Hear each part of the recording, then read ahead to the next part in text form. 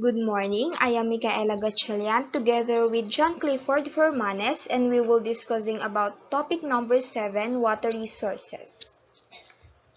Let's define first the water resources.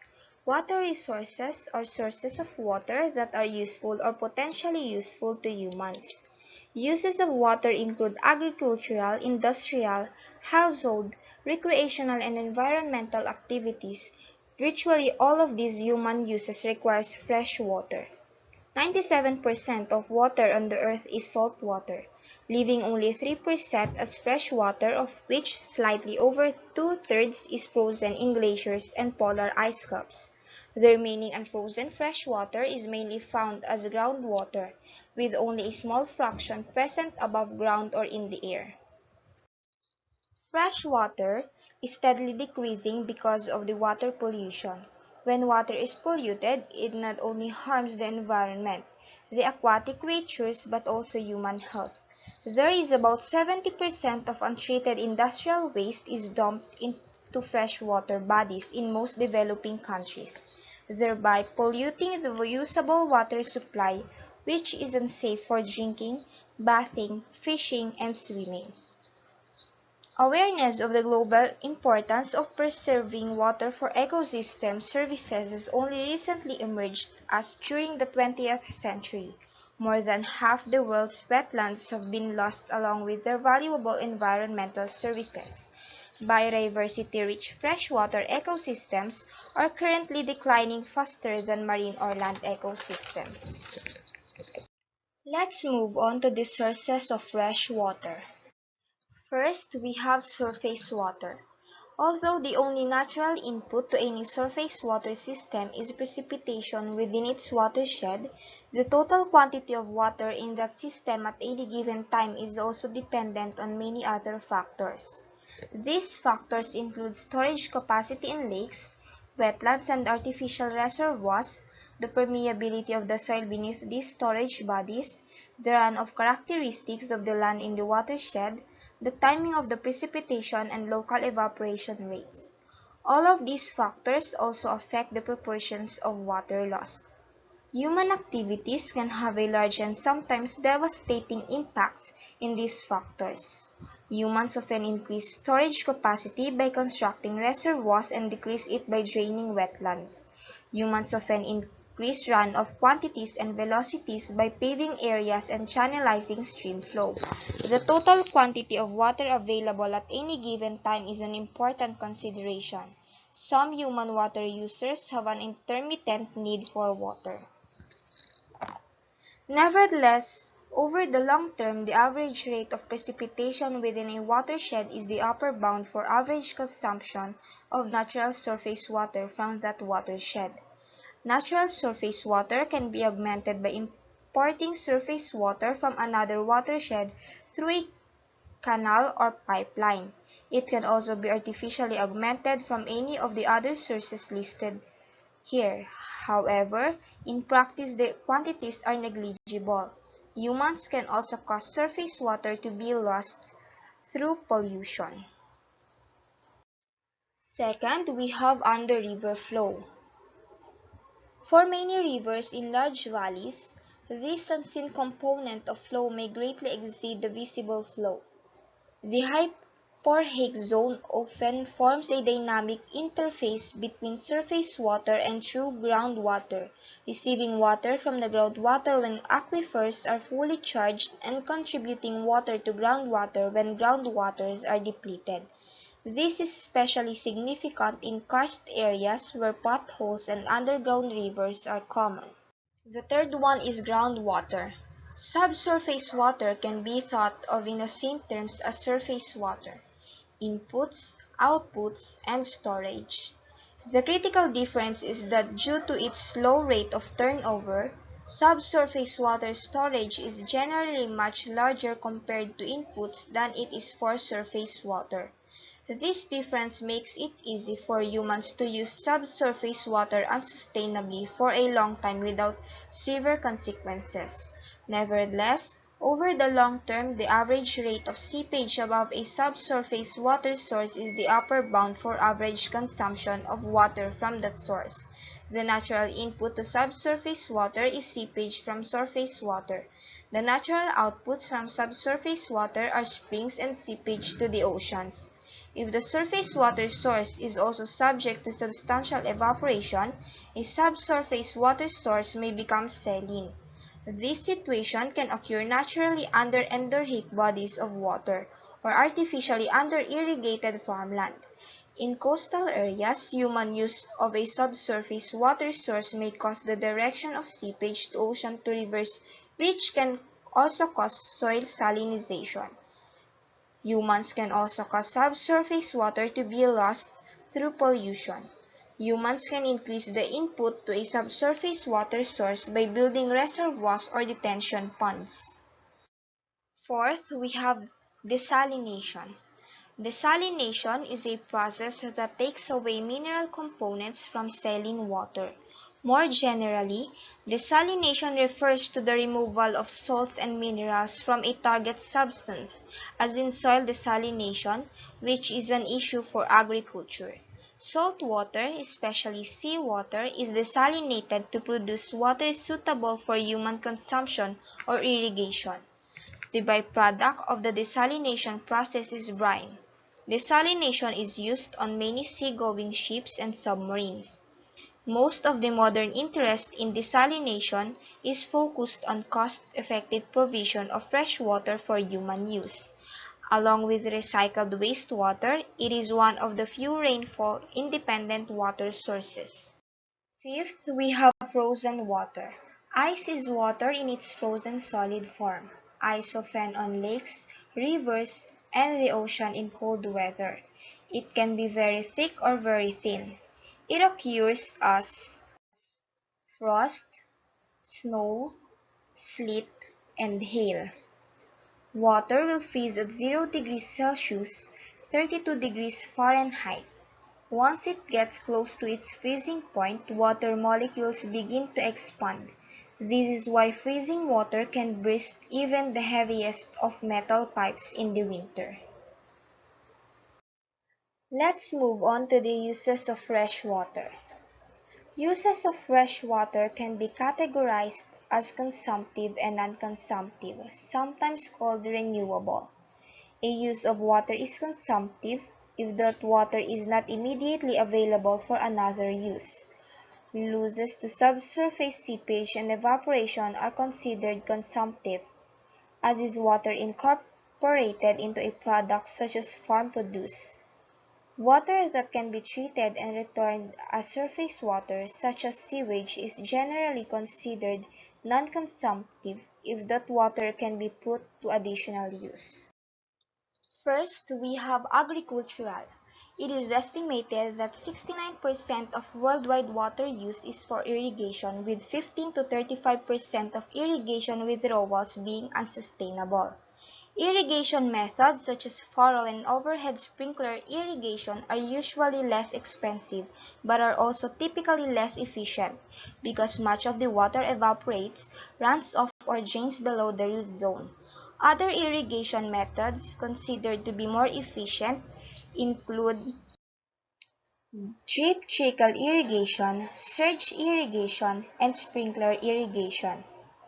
These types of systems, while more expensive, usually offer greater potential to minimize runoff, drainage, and evaporation. Any system that is improperly managed can be wasteful. All methods have the potential for high efficiencies under suitable conditions, appropriate irrigation timing, and management.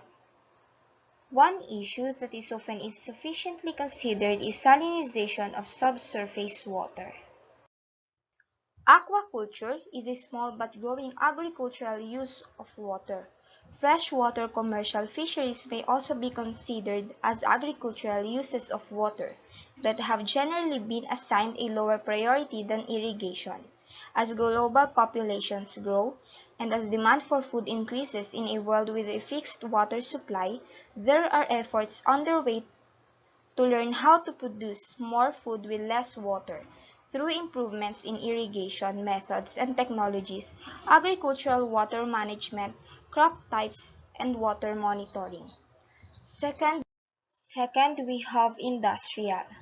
The portion of industrial water usage that is consumptive varies widely, but as a whole is lower than agricultural use. Water is used in power generation. Hydroelectricity is electricity obtained from hydropower. Hydroelectric power comes from water driving a water turbine connected to a generator. Hydroelectricity is a low-cost, non-polluting, renewable energy source. The energy is supplied by the sun. Heat from the sun evaporates water, which condenses as rain in higher altitudes from where it flows down. Pressurized water is used in water blasting and water jet cutters. Also, very high-pressure water guns are used for precise cutting. It works very well, is relatively safe, and is not harmful to the environment. It is also used in the cooling of machinery to prevent overheating or prevent saw blades from overheating. Water is also used in many industrial processes and machines, such as the steam turbine and heat exchanger, in addition to its use as a chemical solvent. Discharge of untreated water from industrial uses is pollution. Pollution includes discharge solutes and discharge coolant water. Industry requires pure water for many applications and utilizes a variety of purification techniques, both in water supply and discharge. Third, we have household. Drinking water is water that is of sufficiently high quality so that it can be consumed or used without risk of immediate or long-term harm. Such water is commonly called potable water. In most developed countries, the water supplied to households, commerce and industry is all of drinking water standard even though only a very small proportion is actually consumed or used in food preparation. And fourth, we have recreation. Release of water from a few reservoirs is also timed to enhance whitewater boating, which also could be considered a recreational usage. Other examples are anglers, water skiers, nature enthusiasts, and swimmers. Golf courses are often targeted as using excessive amounts of water, especially in drier regions. It is, however, unclear whether recreational irrigation, which would include private gardens, has a noticeable effect on water resources. This is largely due to the unavailability of reliable data. Additionally, many golf courses utilize either primarily or exclusively treated effluent water, which has little impact on potable water availability. Some governments, including the Californian government, have labeled golf course usage as agricultural in order to deflect environmentalist charges of wasting water. However, using the above figures as a basis, the actual statistical effect of this reassignment is close to zero. In Arizona, an organized lobby has been established in the form of the Golf Industry Association, a group focused on educating the public on how golf impacts the environment. Recreational usage may reduce the availability of water for other users at specific times and places.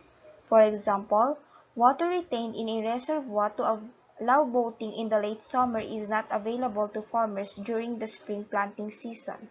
Water released for whitewater rafting may not be available for hydroelectric generation during the time of peak electric demand. Good morning, everyone. My name is John Clipper Permanes, and I will be reporting water resources. The first one is environmental. Environmental explicit or environmental water use is also very small but growing percentage of total water use.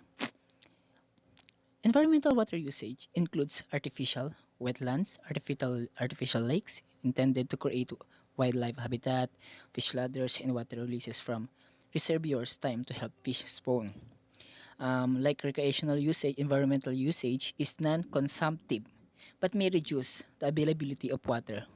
For others, use specific time and places. For example, water released from reservoir to help fish spawn may not be available to farm upstream. The next one is water stress. The concept of water stress is relatively simple according to the World Business Council of Sustainable Development. It applies to situations where there is not enough for water, all uses whether agriculture, industrial, or domestic. Defining this hold for stress in terms of available water per capita is more complex, however, entailing assumption about water use and its efficiency. Nevertheless, it has been proposed that when annual per capita renewable freshwater availability is less than 17 cubic meters, countries begin to experience periodic and regular water stress. The next one is population growth. In 2000, the world population was 6.2 billion. The UN estimated that 2050 there will be additional 3.5 billion people, with most of the growth in developing countries that already suffer water stress. It means that water demand will increase unless there are corresponding increases in water conservation and recycling of these vital resources. The next one is exhaustion of business activity. Business activity ranging from industrialization to service, such as tourism and entertainment, continues to expand rapidly. This expansion requires increased water service, including water supply and sanitation, which can lead to more pressure on water resources and natural ecosystems. The next one is rapid urbanization. The trend toward urbanization is accelerating. Small private wells and septic tanks that will work well in low density communities are not feasible within high density urban areas. So urbanization requires significant investment in water infrastructure in order to deliver water to individuals and to process the concentration of waters both from individuals and from business. This polluted and contaminated water must be treated or they pose unacceptable public health risk. Next one is climate change. So climate change could have significant impacts on water resources around the world because of the close connection between the climate and her hydrological cycle. This climate change led to increases in precipitation through the will recognitional barrier and rainfall. Overall, the global supply of fresh water will increase. Both through the floods may become more frequent in different regions and different times. And the dramatic change in snowfall and snowmelt are expected in mountains areas. Higher temperature will also affect water quality in ways they are not well understood. Possible impacts include increased eutrophication. Climate change could also mean the increase in demand for farm irrigation, garden sprinkles, and perhaps even swimming pools. The next one is depletion of aquifers. Due to the expanding human population, competition for water is growing such that many of the world's major aquifers are becoming depleted. This is due both for direct human consumption as well as um, agricultural irrigation by groundwater.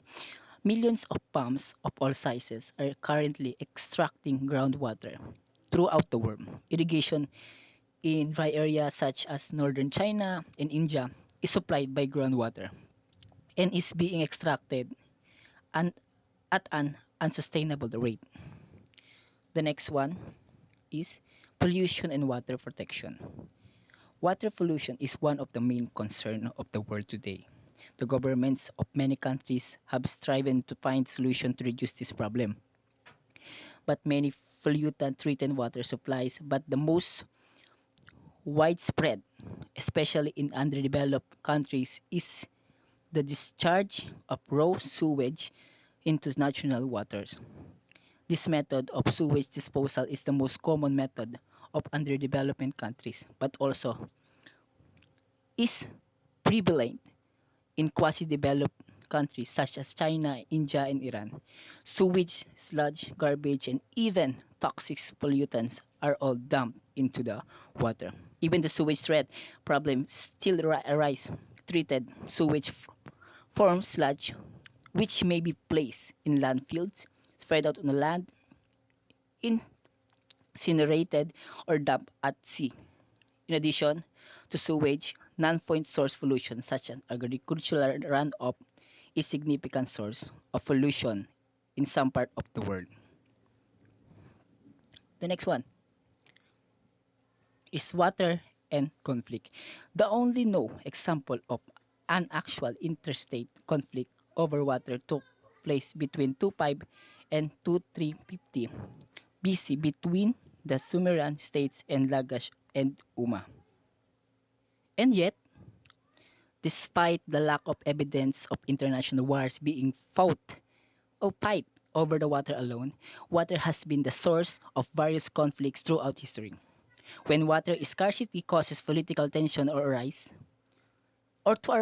this is referred to as water stress. Water stress had led most often to conflicts at local and regional levels. And besides using a purely quantitative methodology, Thomas Horman Dixon successfully correlated water scarcity and scarcity of available arable lands to an increased change and chance to a violent conflict. And lastly, water stress can also exacerbate conflicts and political tension which are not directly caused by water. That's all. Thank you.